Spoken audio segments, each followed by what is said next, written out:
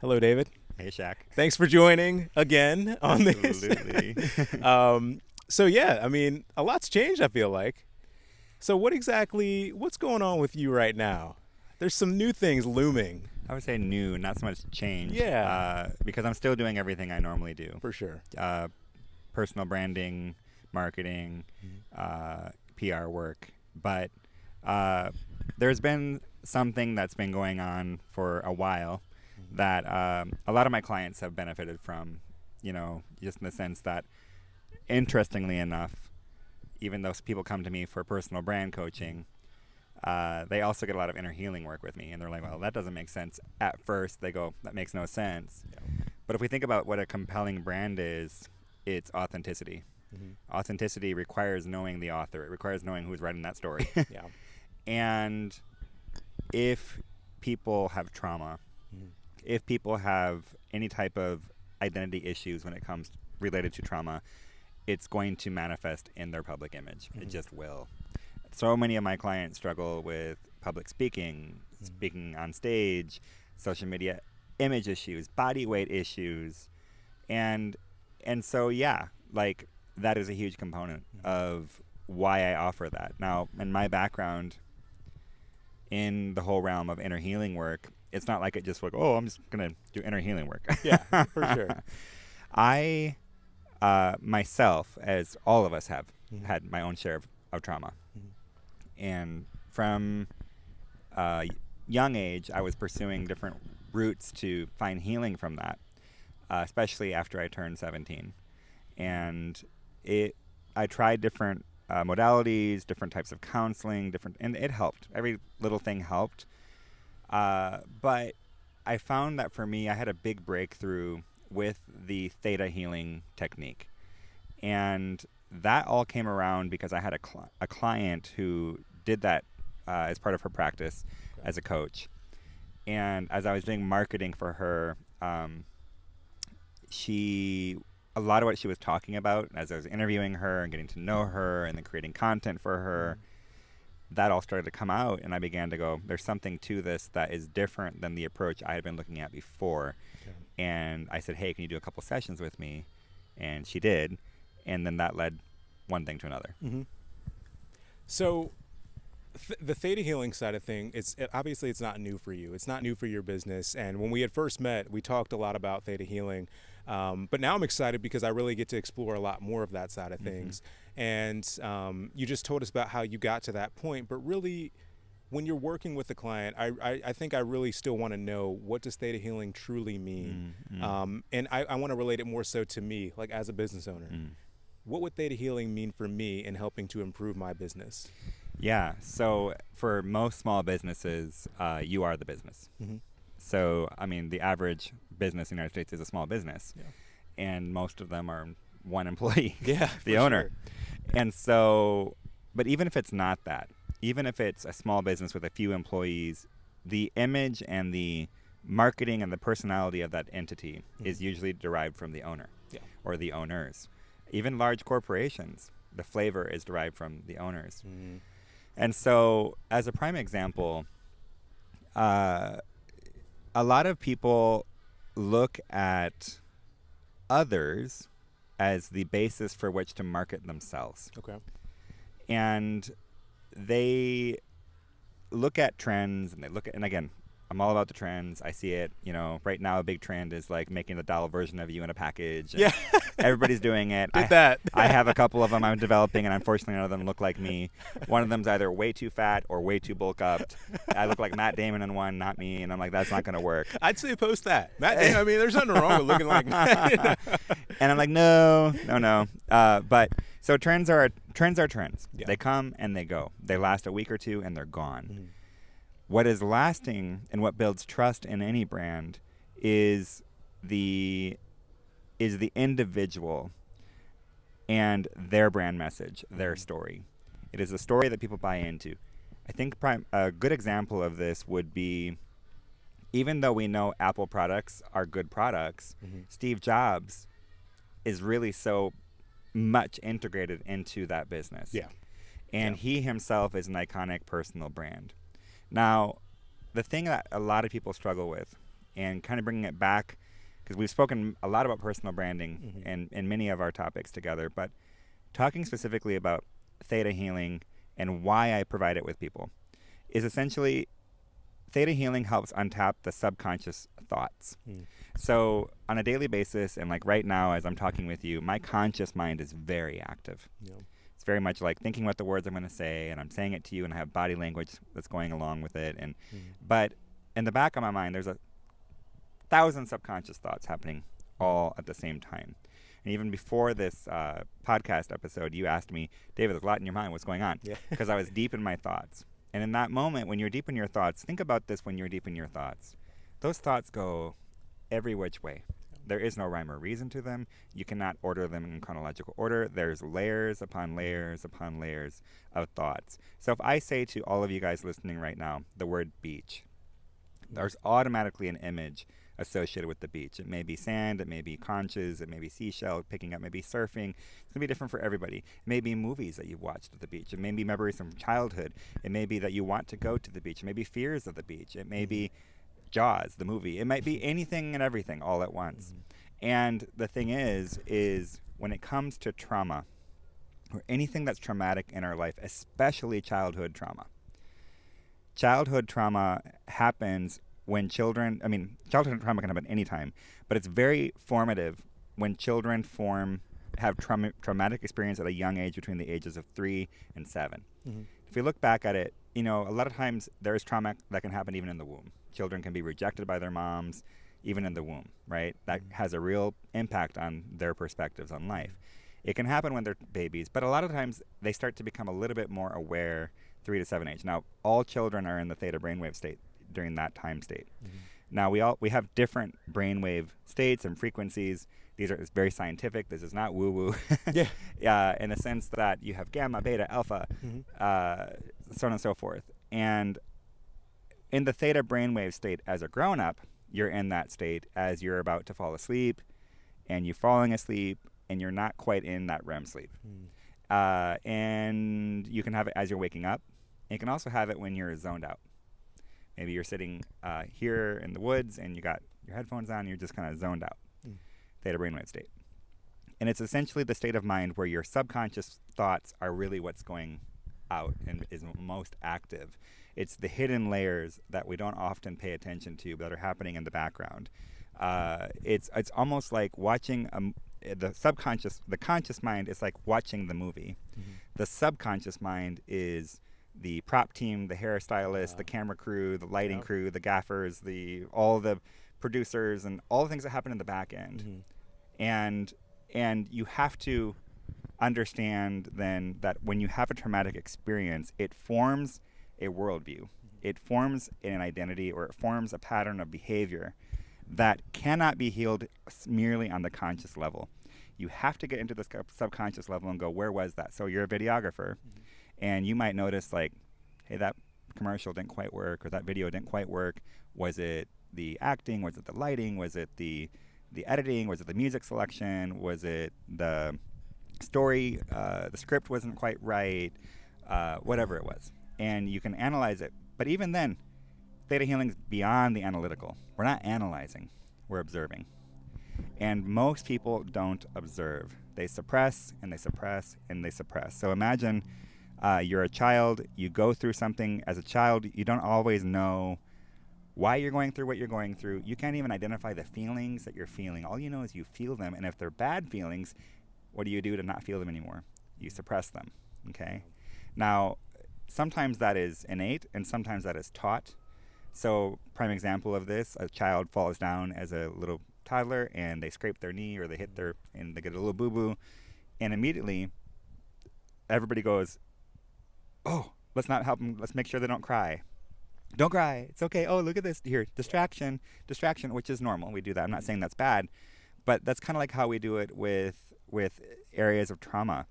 We learn subconsciously to suppress the trauma and bury it under because we don't want to feel it. We don't want to feel pain. So we find the coping mechanism. We find the means by which to not deal with it, usually in the form of a distraction.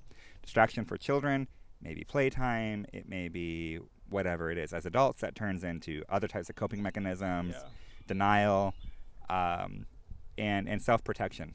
And people don't always know why they behave the way they behave. So you go to a talk therapy, and nothing wrong with talk therapy. That is a needed component to process one's feelings and thoughts, to have someone else give commentary on that. Theta healing is not talk therapy. Okay. So go ahead. Sorry. No. I think you're going along the route that I was going to ask. My next question on was, for people that are watching this, would they consider theta healing a form of therapy, or how would you more so explain that? So theta healing is therapeutic, Mm-hmm. and it can be like therapy, but I am not a licensed therapist, Okay. and neither are theta healers unless they're already a licensed therapist when they get the training. Theta healing is completely different. So essentially, I don't need to know every detail of your problem or life to help you heal. Mm-hmm. And in a respect, neither do you. Okay? So keep in mind that we don't always know why we feel the way we feel. We don't always know the solutions. We think we do.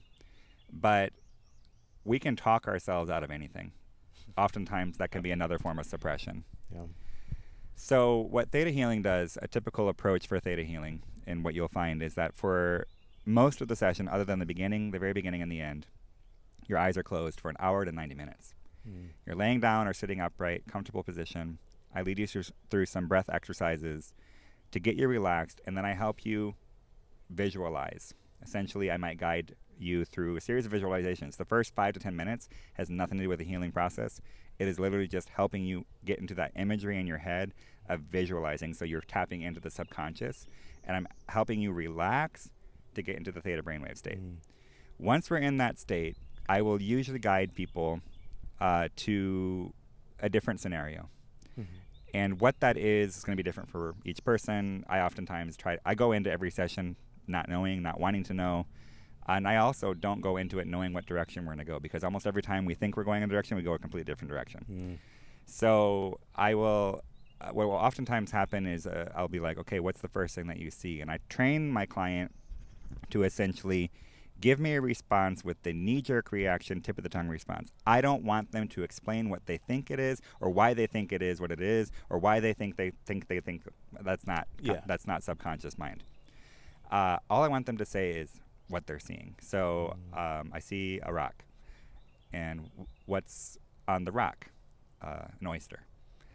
And is there anything with the oyster? There's a pearl. And what do you think that pearl means? First thing that comes to mind. Now, they don't have to know, but I'm asking them to answer with the first thing that comes to mind. My soul. I'm just making something up right now. Okay. Is there anything in that pearl that can be observed? It's got a dent in it. Okay. What does that dent represent? First thing that comes to mind. And then you see there we start to go. And progressively we begin to identify what the subconscious mind is feeling and seeing that is being interpreted through visualization out loud. Sometimes it's not visual, sometimes it's feeling, sometimes it's words, different things. And then progressively I ask like 150 questions in one session, but we're going ping pong style, back and forth, back and forth, back and forth. I don't want them to enter into this long explicative of why they think they're seeing what they're seeing. We follow the mind maze until we figure out where it's at. Most often, I don't have to do anything. I just keep asking questions. What kind of, I'm trying to think of, I guess, what kind of issues do you think are very common for entrepreneurs to deal with when it comes to them maybe not being able to reach their goals in certain ways, or not being able to just focus as much as they would like to on their business? Like, what kind of trauma from the past would normally trigger those things from your experience? I mean, anything and everything can affect the business, because if you're the business owner, whatever trauma is affecting you affects the business. Essentially, oftentimes it can be belief systems. So I've adopted a worldview or belief that I can't. Okay. That could be one. I can't. Or it's too hard. I don't have what it takes. Everybody else is successful, and I'm not going to be successful. I am a minority. I will never make my mark.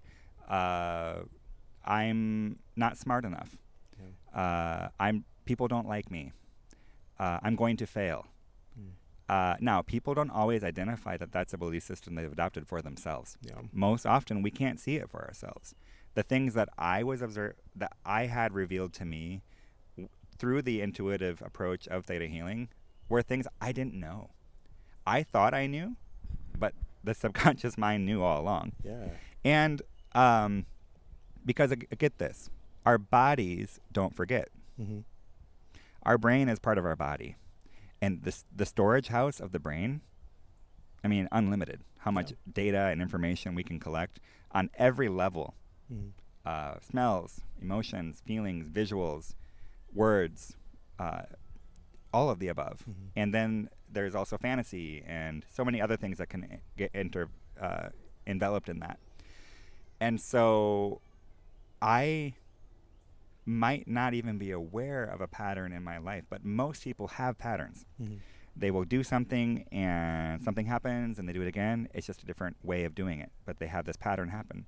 The idea of theta healing is to go back to the source where the thread of trauma first happened, and then that formed a pattern within the tapestry. And we are so used to that pattern being there because it's been there for so long that we don't identify it for ourselves because we're comfortable in it. It feels normal for us to have it in there. But in the thought of it being pulled out scares us because if it gets pulled out, we'll unravel or it's unknown to us. The reality is that when we pull out the thread, there's so much of another pattern that's already there that's not even missed. It's just not going to keep on going, that pattern ongoing. And so, for example, as I was saying before, the visualization might lead to a certain component or a certain lie about ourselves or a certain behavior or a certain type of I'm not looking at fruits. I'm looking at roots. And so I'm not looking at only behavioral modification. We're looking at what is the root cause of that behavior in that worldview. And so I'll keep asking questions until we find the trigger. Usually there's always a trigger when it comes to trauma. And that's a TR word, trigger, trauma, and we replace it with truth. Oh, okay. And the way the truth is integrated into it is not me telling the person what to believe. That's not going to work. It is them discovering it for themselves and assimilating it. And that is done through, again, visualization and me guiding them to understand and reframe the memory. So in some cases, we'll have a situation where it's a very specific memory where the trauma began. And let's just say in the entrepreneurial mindset. Yeah. Let's just say, for example, that when you were 5 or 3, something happened in which your dad yells at you and says, "You good for nothing brat." Yeah. Yeah. That's formative for Okay? sure. Well, how many people have had that happen in their Yeah. lives? You good for nothing brat, or you good for nothing kid. Whatever it is. The child goes, "I should feel safe. I don't feel safe. I just heard words that I don't even understand exactly what they mean, but I'm good for nothing." Yeah. And they cling to believing, trying to look for love, and then that hurts a lot, but they suppress it. But then it begins to form a belief. I'm not good for anything. And then long term, that produces behaviors.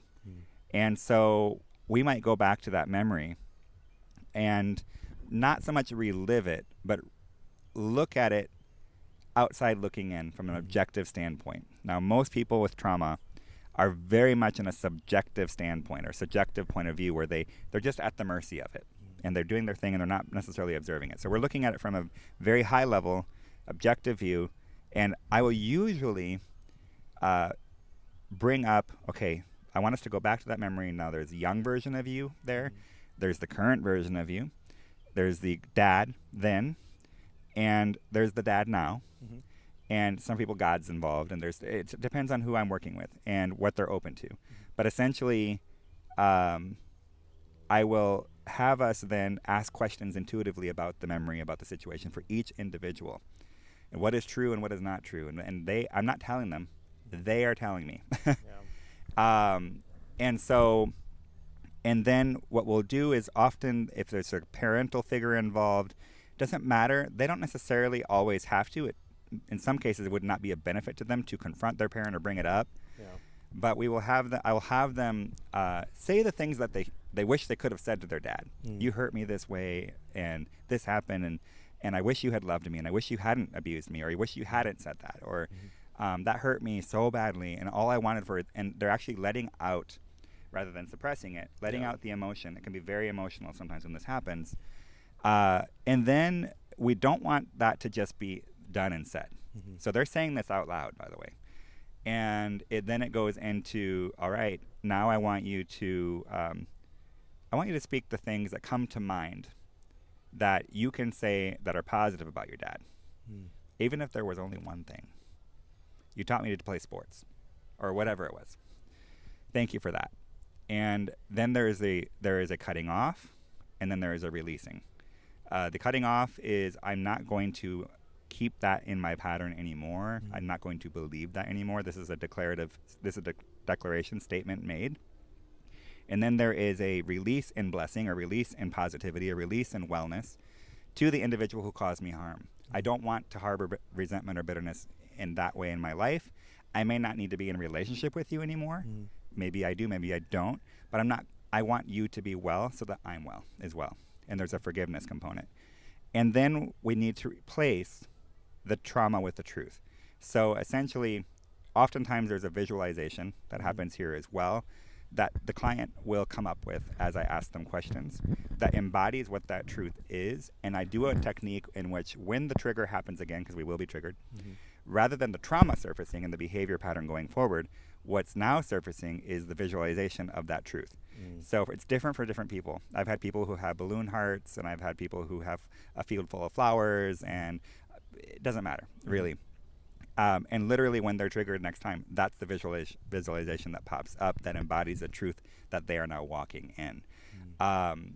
Sometimes there's a co-creative process with God involved.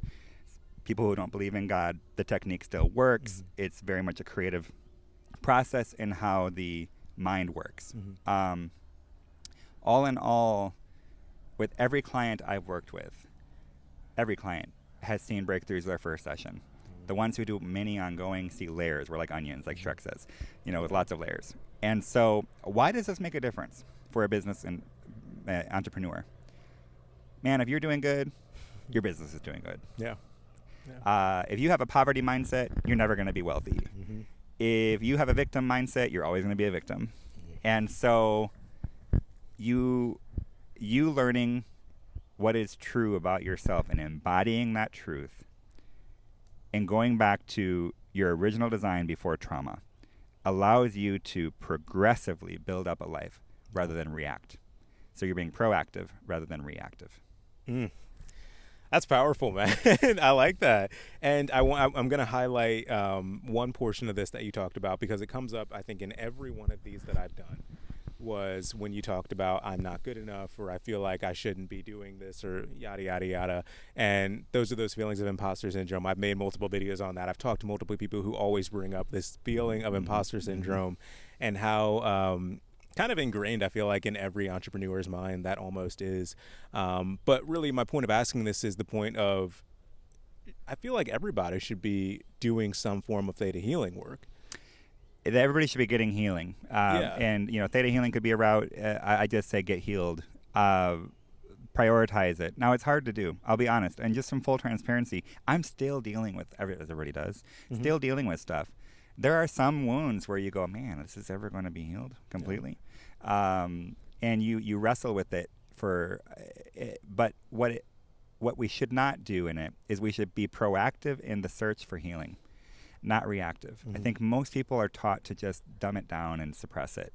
And if we don't address it, it will take over without us realizing it. And this is why hurt people. And you get hurt people in any avenue of life, the more influence they have, the more people are hurt under them. We see that in government. We see that in schools. We see that in families, especially families. And so all hurt people, all hurt children become a grown-up that's hurt. And all they are is hurt children in adult bodies. And how they act and respond towards other people, then it creates this ripple effect all around them.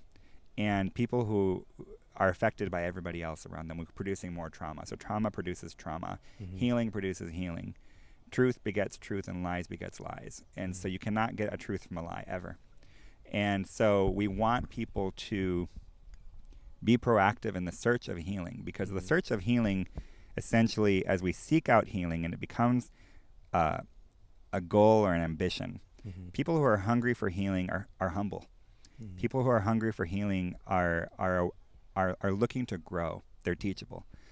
People who are not seeking healing are either operating in denial and then hurting people around them and hurting themselves, or they're protecting themselves in a way that can look like superiority, where I got it together and I'm good and no one can hurt me ever again. You get a lot of that attitude nowadays on social media, for example, like a lot of attitude, a lot of I'm all that. And healing is humble. Healing is not haughty.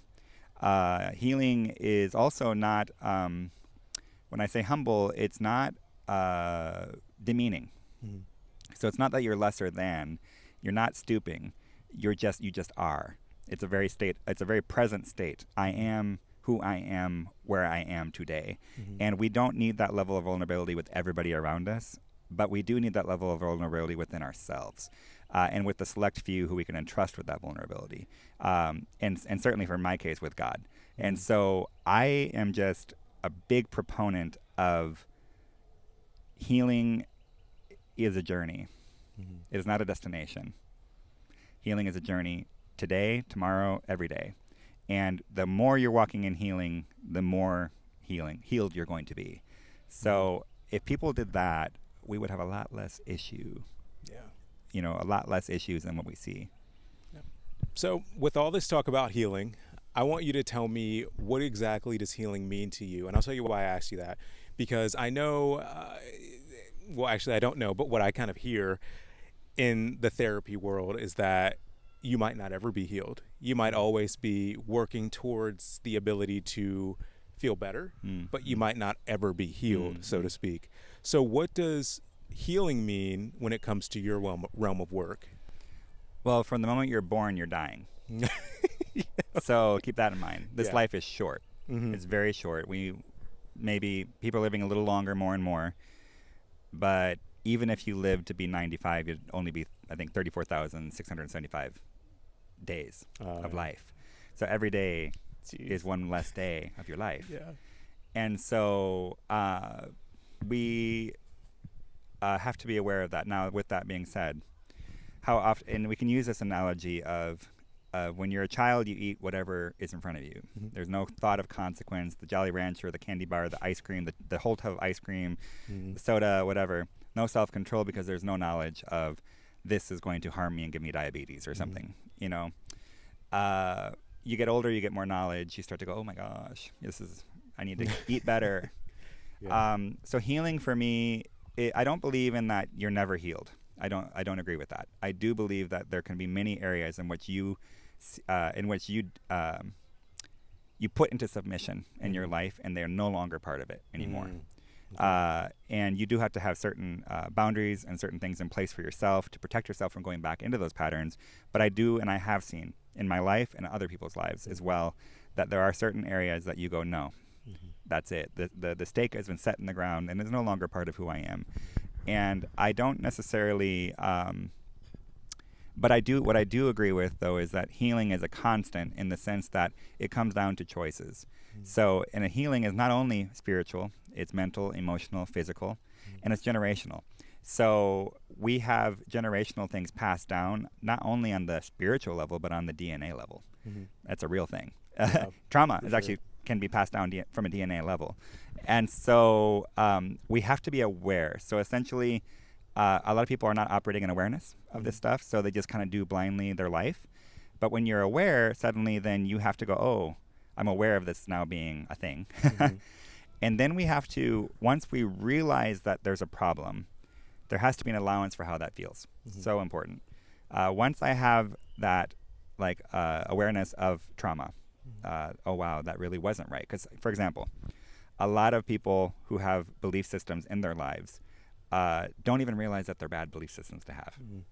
They're not even aware that it's a problem. So people who are children who are physically abused or verbally abused as children, that's all they know, especially by their parents, right? So that's all they know. They go into their adult life thinking that was normal. Or children who are sexually abused think that's normal. And so they're not even aware that it's a problem. Not really. And just being told it's a problem isn't enough. They have to see that it's a problem. Mm-hmm. So once there's an awareness that, oh my gosh, I was a victim, which we always go, we don't be a victim. And I said that earlier, but there has to be an allowance, first of all, to recognize that you were a victim. Yeah. Just like an AA, an alcoholic has to admit that they're an alcoholic. Mm-hmm. Then once there's that allowance and you can let the grievances come out, and that's all I say, you have to let it out. You can't keep it suppressed. Once there's that awareness, there has to be allowance, and then there has to be a journey into essentially re-assimilating, okay? So it's essentially this relearning, reshaping, and any type of rehabilitation setup. Someone injures their leg, they have to learn to walk again, and they have to learn to heal.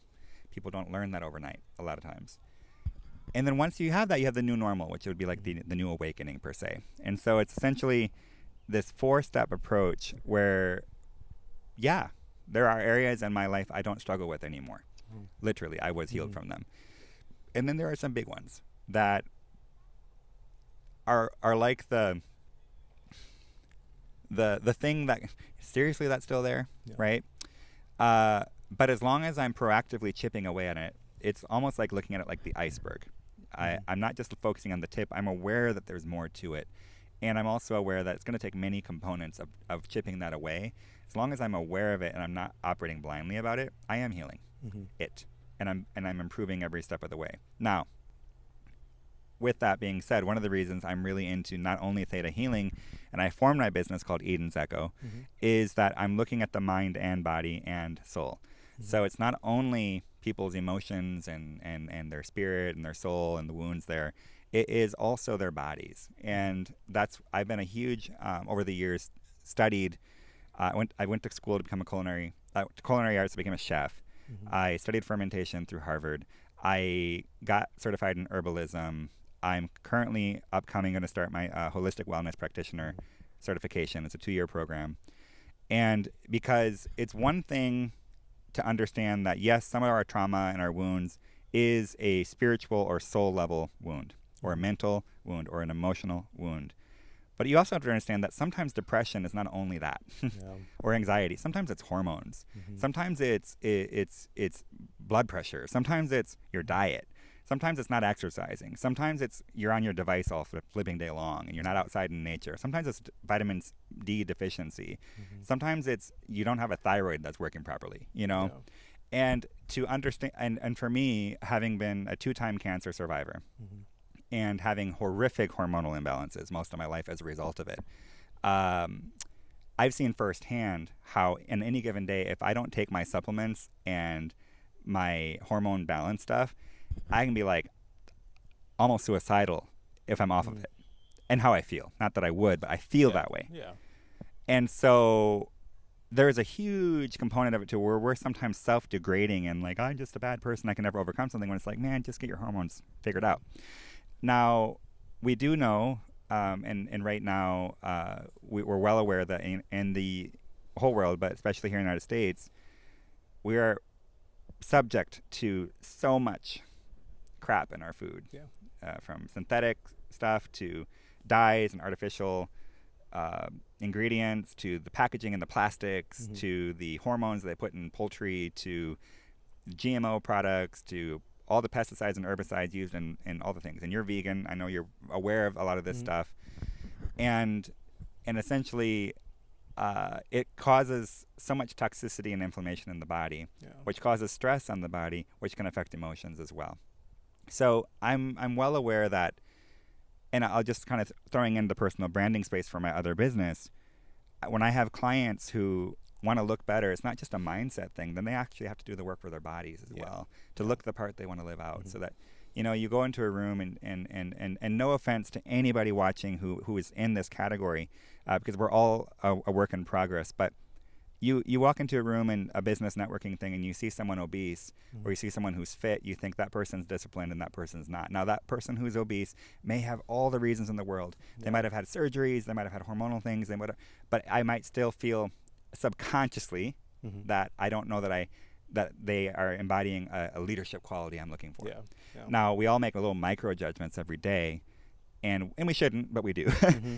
But with that being said, imagine if you couldn't be healthy Mm-hmm. physically. And the times in my life where I take care of myself, I eat the right diet, I don't, I hydrate and I exercise. My mental health is better too. Mm-hmm. My spiritual health is better too. It's all goes hand in hand because you are more than your body. Yeah. You are more than your mind, and you are more than your emotions. We are multifaceted individuals with body, minds, and souls. And so to heal means that holistic approach. Mm-hmm. And so in Eden's Echo, it is the idea of going back to the original design of before all that crap was brought into this world and Mm-hmm. microplastics were in our soil, and really focusing on helping you detoxify not only on the emotional level Mm-hmm. and the trauma level, but also your body and the trauma your body carries. This is what I love to hear because I always respect people so much more when it comes to people who value the physical side of things, the diet side of things, the overall wellness as opposed to just anything. You know, if it's a fitness coach, you can't just think about going to the gym every day. You have to think about the diet. Mm-hmm. You have to think about mental wellness. So bringing in every facet of this is always going to be what gives you the most value. So I love that you say things like that and that you truly respect other facets of life that need to be improved upon as well in order to get that whole, that wellness, and be well. It's very important. And I'm going to relate this a lot to entrepreneurs and business owners because, that's what this podcast is about. Yeah. And that's who you are. So if I'm somebody who maybe is really struggling in that category of being heavier set, but it's so hard because no matter what, we're all faced with so much during the day, being an entrepreneur, trying to keep up with schedules, trying to keep up with everything.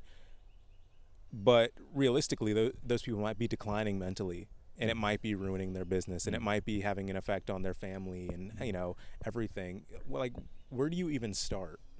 Where do you start? Because that's the first, we talked about AA, the first thing is actually going to a meeting. Mm-hmm. Starting is the hardest part about all this. So how do people even start? Before they even get to you, talk to you, how do they even identify there's an issue? So, and that's why I do the theta healing, because a lot of people, when it comes to weight, for example, there can be some things that are in the way that are hard, but a lot of it is mindset. Mm-hmm. And if my mindset is that I'm ugly or that I'm always going to be Mm-hmm. fat, my mom said I'm fat, so I'm fat, or that I have a coping mechanism to eat my problems away. When I'm Mm-hmm. stressed, I eat, or whatever it is. That is not going to, they're not going to just overnight start exercising and eating well. Mm-hmm. And the people who do, they go on these fad diets, and then it is what it is. And 2 weeks. 2 weeks, and it's over.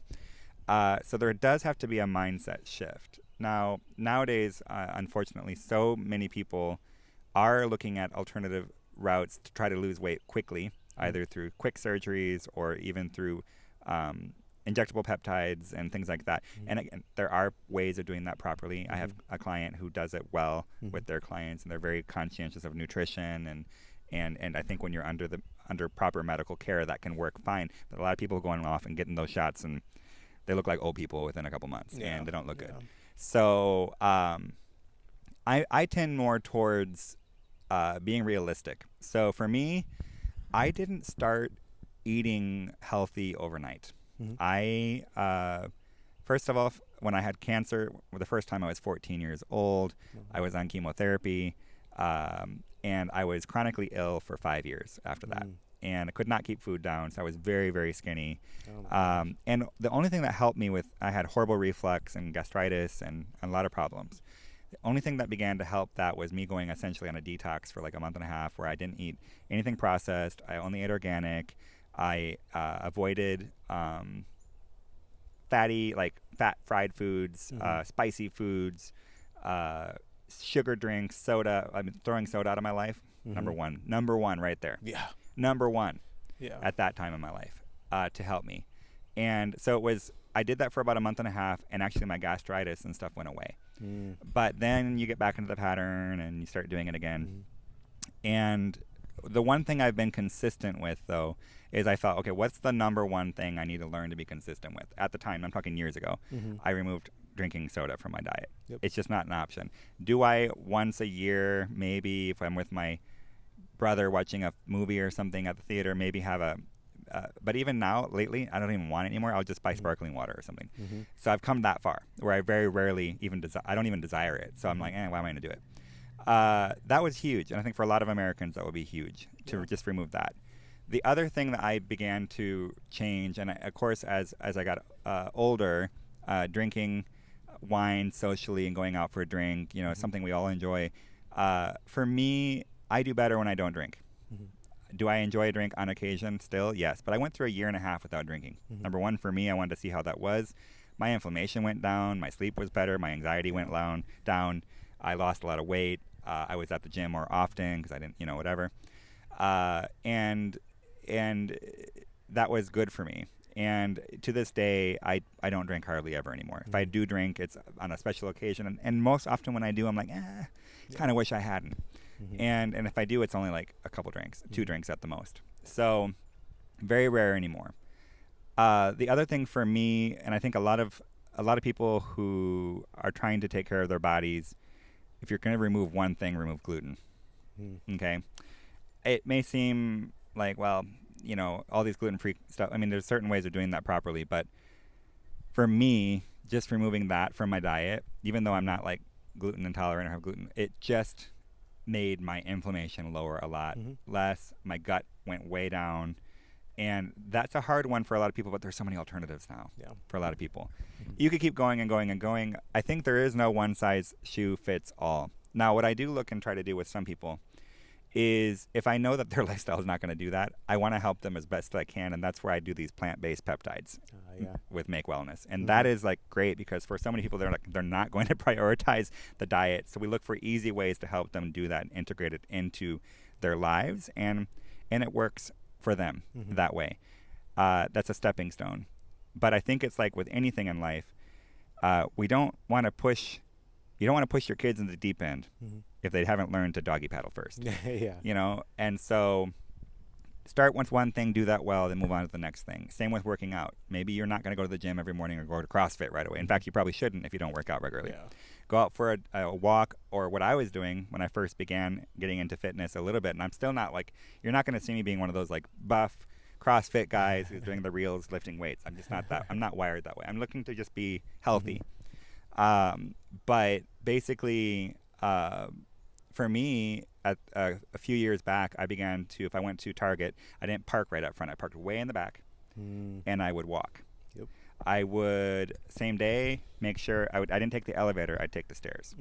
I would walk more often than not if I had the choice to do so. Now, I live a very busy life. I have a lot of meetings, a lot of virtual calls. So lately, I've been taking calls where I go for walks. So rather than doing, because some of my clients, I don't need to be at my desk. I can literally be on the phone with them, and I just go for a walk, and I'm on the phone. We're talking and giving advice while I'm walking. So sometimes you can incorporate the fitness into your routine in micro ways, and all of that adds up. Sometimes it's small choices. Yeah, man, this is I love this conversation. I used to be extremely into fitness and do bodybuilding shows and got way too into my health to the point where it gave me body dysmorphia, and now I'm still struggling with that. But on the good end of that, I think this is a subject I'm so passionate about. For one, because I know the culture in America is all about go, go, go, go, go, make as much money as possible, and think about your health and your life when you're 60 and you retire, and then worry about it. Which is obviously the worst way to do it. We work so much in this country, and I know when I traveled to Spain, it was incredible to see people like going home at noon. And maybe not even coming back, after their break or anything like that. It's so incredible to see that, but I'm scared for like the health of America, honestly. And I hate to be dramatic, but at the same point, we don't take health serious in this country.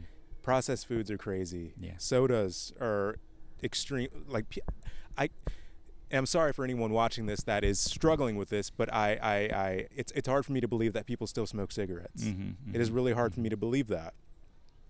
And I don't know if that's going to be solved anytime soon. I don't think it will, honestly. So I'm trying to figure out where I'm going with this. It's because it is something that really scares me. But I'm just trying to think like, what what could we do? Small steps to really.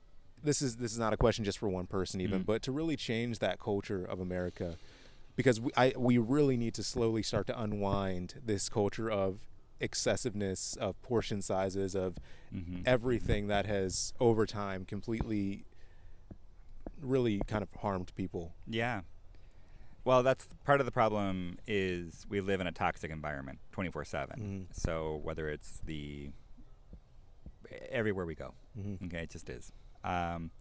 So you don't want to operate in constant perpetual anxiety over it or fear, because that's not good for your body either. But it is about learning and educating yourself enough to understand what's what. I do believe that there needs to be a change on the national level, corporate regulation, manufacturing, all that stuff, what's allowed from the U.S. Department of Agriculture down to even Department of Health. Big changes need to come. And like them or love them, RFK Jr. is trying to make some changes that actually I think would be good for us in this country. But time will tell what actually can happen.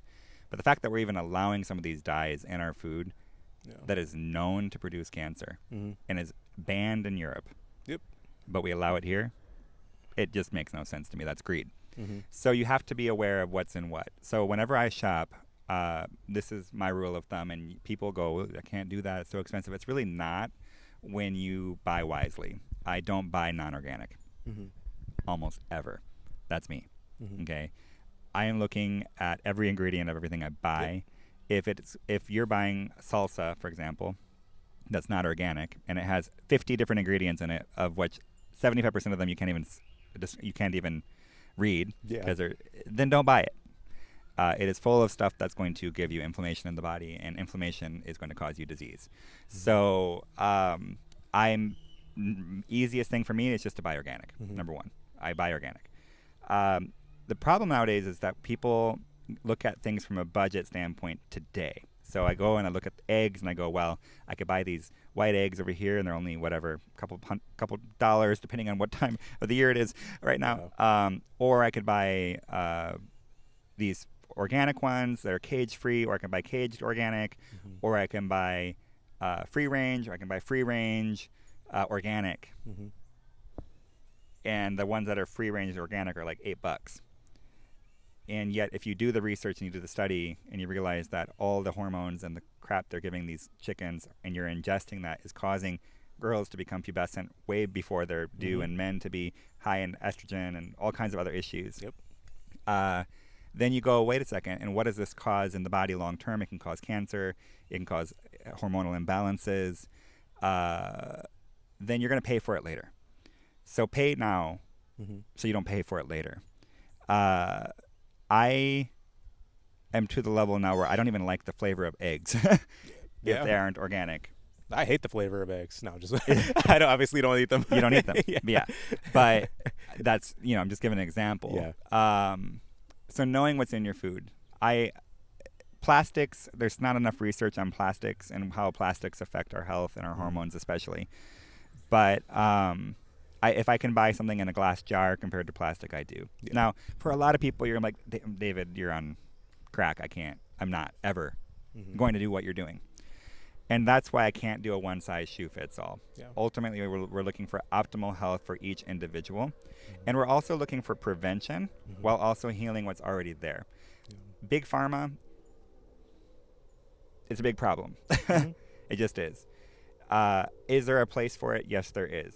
Is there a place for traditional medicine? Absolutely there is. But almost always in most situations when it comes especially to prevention, but especially for things that have to deal with basic ailments and sicknesses, there's almost always a natural way of healing it without going to a pharmaceutical. There's not enough research to tell you what is in all this stuff. And there is some research with some things, but if I knew that I could eat this thing and it could reduce my anxiety, or I could take anxiety medication that I'm dependent on the rest of my life, what would I rather do?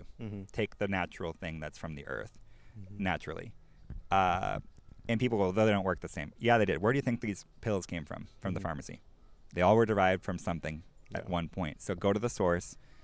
And this is where at one point in a few years ago, I was seeing a nutrition response testing expert named Sarah Outlaw in Iowa, and she was helping me. And I was doing breath work, I was doing theta healing, I was doing infrared sauna, Mm. I was doing all these different things, plus working out, and all of it together created this puzzle work. And so maybe you're not an expert, and maybe you're never going to be an expert. Maybe you go, I'm not granola enough Mm-hmm. to want to do all of that. That's okay. Find someone who can guide you in taking baby steps, and then keep doing it, and eventually you will see healing in your body. Rome was not built in a day. Yeah.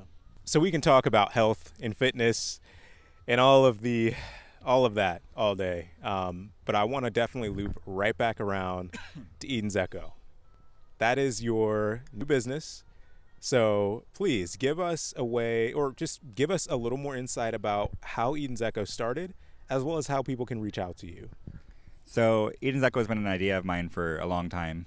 I have always, since a young age, envisioned at some point owning a retreat center that was a holistic healing center, so people could literally book themselves into beautiful accommodations and get their entire diet, food made, because I'm a chef, made curated towards their health needs. They're seeing numerous different holistic healers and numerous different modalities, and that whole week they are like taken care of. And yet baby steps, right? Because that's going to be a multi-million-dollar operation.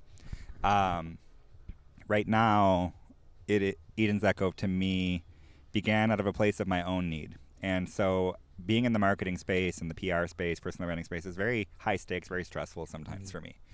And I found that for me, there were days where being cooped up on my computer, indoors, not working with my hands, not able to deal with the earth and gardening and cooking my own meals, began to wear on me. And I longed to go back to the way things were supposed to be. Mankind was not meant to be under a fluorescent light all day indoors, facing a screen with blue lights on our computer all day. We were meant to be out in nature, getting sunshine, hearing birds chirp, seeing water move, seeing green, and breathing in fresh air. That was the way our bodies were designed. And so for me, this is a stepping stone that direction towards that long-term goal of the retreat center. But it is something that I began to get basically clients who were telling me, hey, I have a friend so a client I was doing personal branding with, or as an example, would be like, I have a friend, or my aunt or my sister really thought she'd like to do theta healing with you as well, but not interested in marketing or personal branding. And I'm like, could, but I didn't have the infrastructure for it. So I created the infrastructure for it so that anybody can do these services with me, not only people who are currently clients of mine with personal branding. And we'll see which one takes off the most, because I could definitely see myself diving full-fledged into Eden's Echo at some point, if it takes off, and literally kissing goodbye to the marketing world. Yeah. Because, I mean, at the end of the day, I would much rather live my retired life now than later, as you were saying. Yeah. And for me, that would be tending to the earth, being in nature, cooking healthy food, and loving on individuals who are in front of me. And living my life that way with my kids, my family, my wife, and not being in a situation where I'm just waiting for the next thing to pop up. Let me live it now. Yeah. How can people get in touch with you? So you can go to my website, which is Edens, without apostrophe, Edens echo-healing.com. And on Instagram, I just started this, so you're not going to see a big following on there yet, but Eden's Echo Healing. And I have a Facebook and a LinkedIn. On LinkedIn, you can also look me up, David Allen Tracy. You're going to find the links to all of this as well. Find me that way. I am based in Lakeland, Florida, as we both are. So I do in-person sessions here. But I can do theta healing or any other type of consultation for health virtual as well for anyone, anywhere in the world. Everything is easy. You can book online, and it's all easy. It takes like less than a second or two to pop in there, Yeah. make the appointment. So, And lastly, I think it's important to just tell people who that ideal client is right now. People that are, I don't want to shape that too much, but I work with everybody. That's the thing. Like anyone who is hungry for healing, and maybe you've tried everything, and maybe you've done therapy, or but you're still stuck. Theta healing is a unique way of going about it. It's very creative. It's very intuitive. I call it like a massage on your brain. Yeah. And people leave feeling relaxed and refreshed. And I have not yet had a client who didn't have significant breakthrough even on their first session. And so I would say try it out. Yeah, you can try one session and see how it goes for you. So awesome. Well, thank you so much. Thanks, and Zach. I just want to say, for everyone who's watching this, 1,000% reach out to David. Like you said, this isn't just for people that are, right now understand that they're in the middle of something, but for everyone, especially people like me and you who are business owners who are, may not really realize we're struggling, but internally we probably are, because everybody in the world is, realistically. David has an amazing story. He's an amazing person. Every time I speak to you, I feel like I peel back another layer of something. And it's always just an insightful conversation. Every time we get together, we always have a great conversation. So I really appreciate you doing this. And like I said, reach out to David. If it's not for personal branding, reach out from Theta Healing, whatever, or just talk to the guy. He's amazing. You should probably know him. So yes, thank you again. I really appreciate this. Thank you, Jack. I appreciate it as well. Absolutely.